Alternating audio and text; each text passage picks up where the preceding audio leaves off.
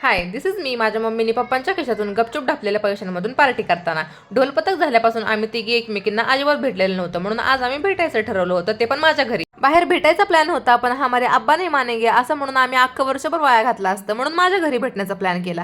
या मस्तपैकी गाडी घेऊन आल्या होत्या भाई, पण त्या गाडीला ब्रेक नको, त्या गाडीला स्टार्टर नको, अशी कशी अँटिक गाडी घेऊन आल्या होत्या काय माहिती. वाटलं होतं या दोघी आल्यावरती मला थोडीफार हेल्प करतील, यांना माझ्या हातची पावभाजी खायची. आणि भाई मी किचन मध्ये राब राब राबते आणि या बाहेर मस्तपैकी गप्पा मारत बसले पप्पांबरोबर माझ्या. आता यांना म्हणलं लय झाले तुमचे लाड, गपचूप किचन मध्ये आणि कामाला मदत करा, म्हणून मी बसले आणि यांना कामाला लावलं. आणि हा आमचा अभ्यासू प्राणी, लिटरली कांदा पण कापता येत नाही, कारण भाई एवढा अभ्यासच करते म्हणल्यावरती घरातल्या कामाला कधी हात लावणार ती. तिच्याकडून फक्त एकच काम नीट होतं, ते म्हणजे खा खा खादाडायचा आणि कॉम्प्लिमेंट द्यायचा आमच्या जेवणाला.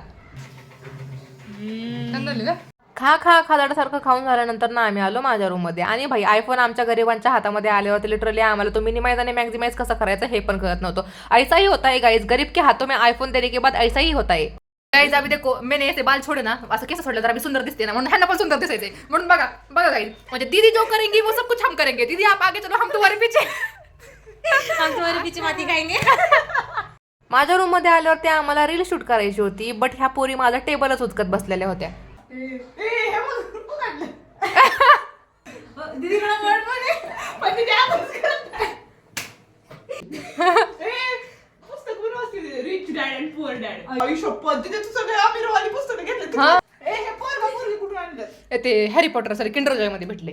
या दोघींचा वेडेपणा करून झाल्यानंतर ना आम्ही थोडेसे रील्स शूट केले. आणि भाई दिवसाचा शेवट हा खूप गोड झालेला होता, काहीही गोड न खाता, कारण आम्ही तिघे एकत्र आलं की सगळं गोडच होतं.